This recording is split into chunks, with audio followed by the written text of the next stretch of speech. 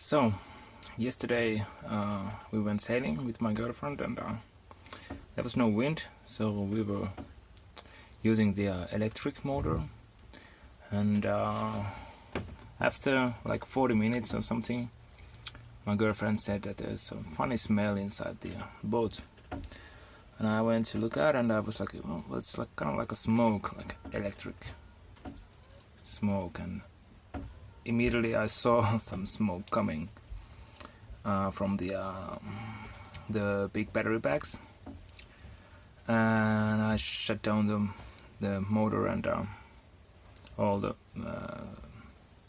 main switches.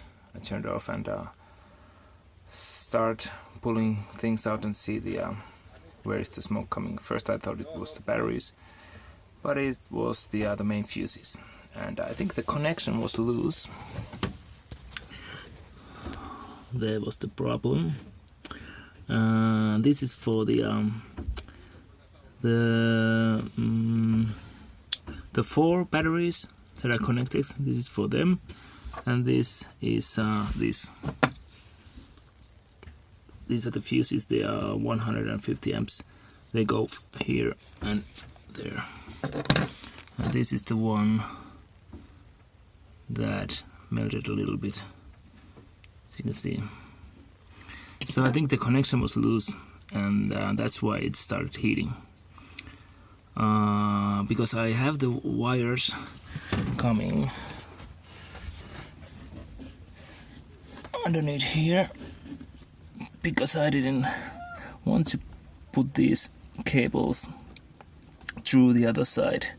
I just thought that I can put those, you can see there the bolts. It goes through and it connects to the fuse on the other side. Here's the, can you see? Here's the other one, and there's another one.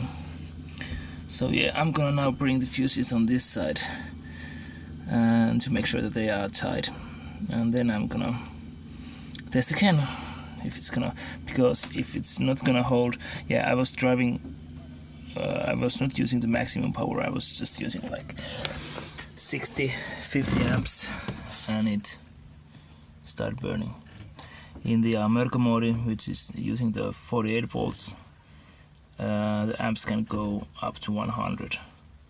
So if this happens with a 50, yeah, I think there would be a lot of flames if I would be using the 48 volts. Okay, let's continue. Okay, so I made some fixes on the main fuse here. This one is still busted. It's the bolts are melted to the plastic, so it was hard to get it off. So I fixed this one for these batteries under here, and they are the smaller one in capacity. But I thought that I'm gonna try this configuration without moving the main fuse on the inside of the under the cockpit, because it's harder to change the fuse there if it's gonna burn. That's why I moved them in this side, so it's a lot quicker to change it if I need, because otherwise I have to take this off, go under, and yeah, it's not a good place to be when all the electricity is gone in a bad weather. So this one worked okay. We drove like an hour or something, and they did get a little bit warm or even a little bit hot, but not too hot. So I think it's gonna work. I'm gonna do the same thing for this also, which is the main 4 batteries, and I'm gonna see if the heating issue is still there or not. But the real problem is now that I noticed that there might be some heat problems when using the motor more extensively. I now when we were driving for an hour, I now checked all the places, and one big major concern is the motor, because it gets really hot. It's like, I think you could, boil some eggs over here, because it's that hot. Also, the wires are, well, they're not so hot. I think it's the warm is coming from here. So these connections are okay. There's no heat issues over there, but I found some issues here where the controller is. I found out that here is a loose connection, this one, and it was really hot. Also, these two, the cables here are a little bit smaller than the bigger ones that comes from the batteries. These go to the motor and these connections, but also the whole controller was too hot to touch, and it still is. So I'm not sure if it's okay, because the controller is rated to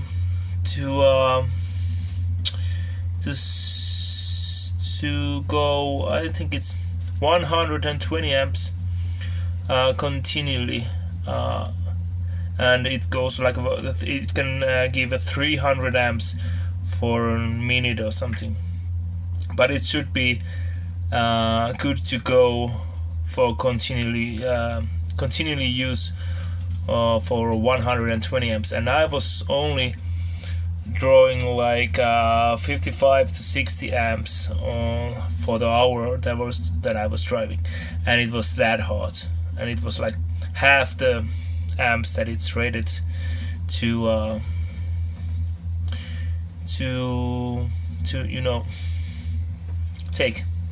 keep. Yeah.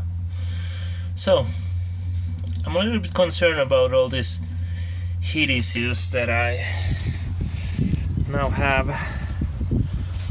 It doesn't feel good to realize that there might be stuff, burning if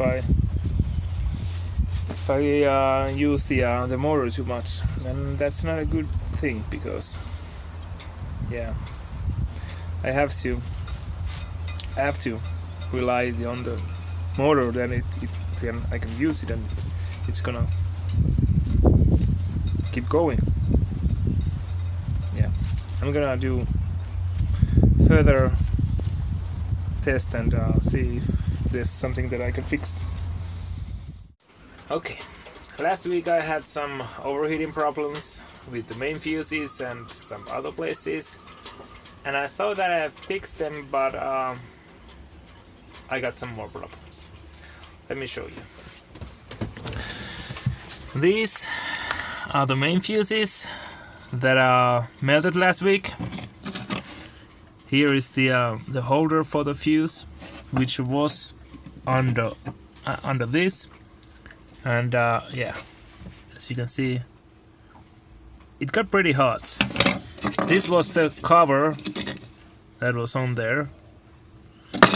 So I fixed them so that there's no plastic, and I also make these nuts really tight so the connection is as firm as possible. So there's no, when it's a little bit loose, the electricity doesn't have enough surface to go through, and it gets really hot.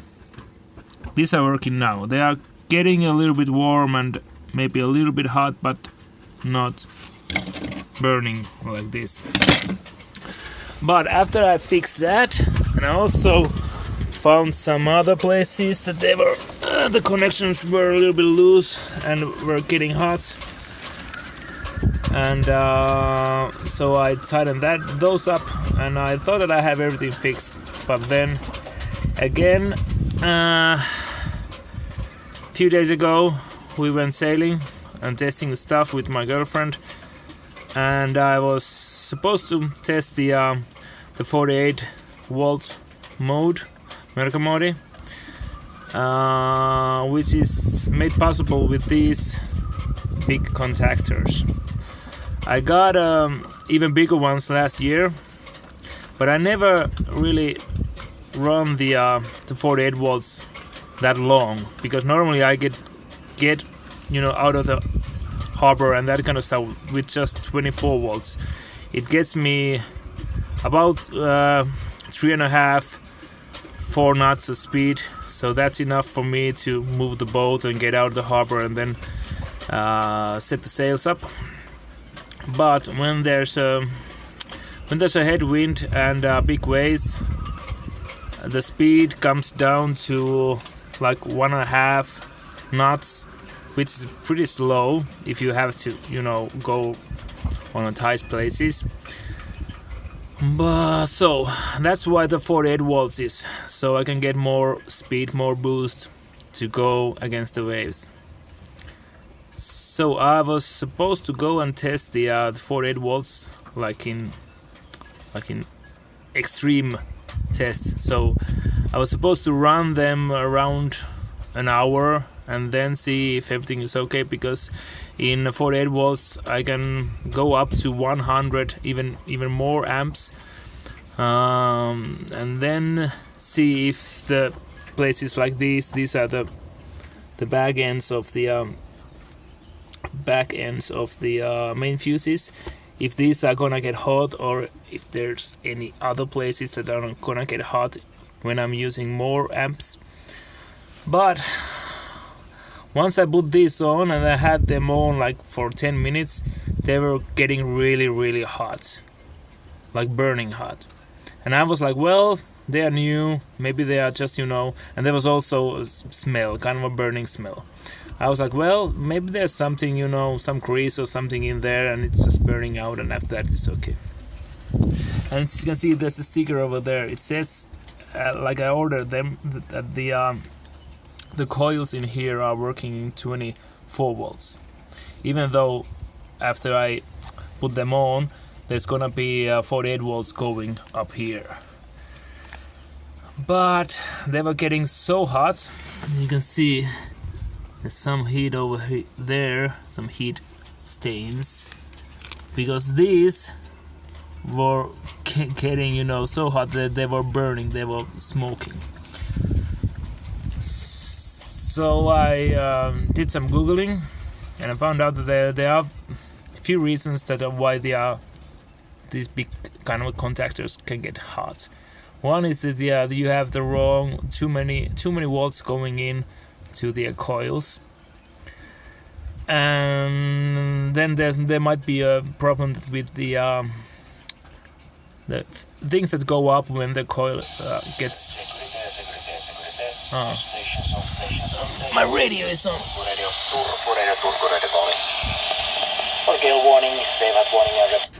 Yeah, still enough. Yeah, and also if there's a loose connection in here when the coils get on, it lifts the things inside like this. If the connection is not firm enough, it's gonna get hot, like the same reason that it got hot in here in the main fuses. But I don't think it's that, because they get hot even though there's no load going up here. And I just tested them with 12 volts. I thought maybe because these are from China, they were kind of cheap, but still I thought they were, good enough. So maybe there's a wrong sticker over there and they are rated for 12 volts. But no, I test them. I got 12 volts from my converter here, which makes 12 volts from 24 volts.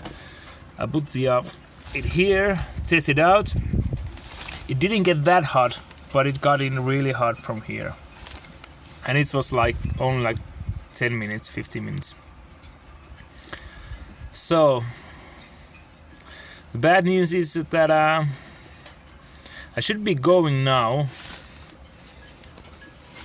I should be heading south now to the Canary Islands. And with all these problems, and even some more from the few days ago when we got into kind of a hard conditions. The wind was like, well, it was around 12-13 meters per second, which is around, let's say, 25, about 30 knots. So I got a little bit more problems with the winches and also the solar panel rack that is holding them. As you can see over there,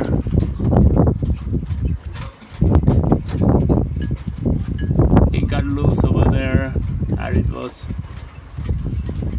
hanging out pretty nasty and wobbling. This is not the sturdiest, I know, but it shouldn't do that. So I had to do more fixes. The big thing is now that I'm gonna get rid of these. I tried the other ones last summer. The reason is that I can turn the 48 volts fast when I got the switches over here.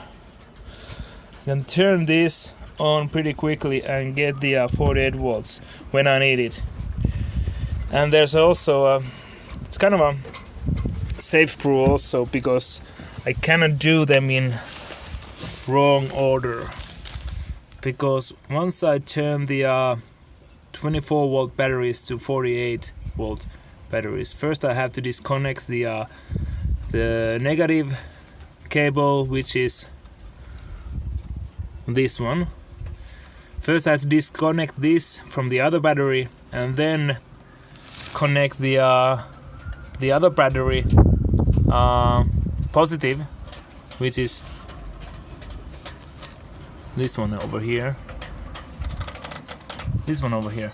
I have to connect that to the negative of the other battery. That's how I get the 48 volts. If I do it in the wrong order, there's gonna be a short circuit. So these were designed by me to make sure that I cannot do it in the wrong order. It only works in one way. But now, when I get rid of these, I'm gonna use the kind of a manual switches. You can see the ones that I got here, these kind of switches. But the problem is that there's no way, there's a way that I can turn them on in wrong order, in, you know, if the situation is tough and I'm in a hurry or tired or something like that. And that's not a good thing, but for now it's the only solution that I got. So the bad news are that I'm not gonna be able to get down to the Canary Islands. I don't think so, because I don't have enough time. I have to be back here in Finland in the beginning of August to start working again, and yeah, I might be able to get down to like Amsterdam or somewhere in there if I get everything ready. If nothing else goes south on the boat and I can fix all the problems, then I can get to south somewhere, maybe in France or Amsterdam. And yeah, it would be nice to get down over even halfway and leave the boat there, because it's gonna be a lot warmer to continue the trip from there in the winter, in December, than it's to start the trip all over again from here in December, because it might be too cold too. The winters are not so cold anymore, so it might be that there's no ice in December, but there just might be. And it might be in November already, so yeah. I'm kind of bummed about all this, but yeah, the main reason is because there's too many things now breaking apart, and I have to. Most of my time is now going to fixing all the stuff that I've broke in every test sale, and I have installed so many new things in here during the last month or so that I haven't had the time to test them truly. So yeah, I'm not my confidence and my trust on my boat is now not so high. So first I have to get the confidence and the trust back on my boat, and after that I can decide if I'm gonna go to the open ocean. It's okay to sail with this here when there's a land nearby. There's no problem. Even if something breaks, it's not a it's not a life-threatening situation. But I don't want to be out in the open ocean and something breaks and I'm by myself with no cell phone cover or something like that. Yeah. First I have to gain the trust back. After that, I'm deciding where to head to.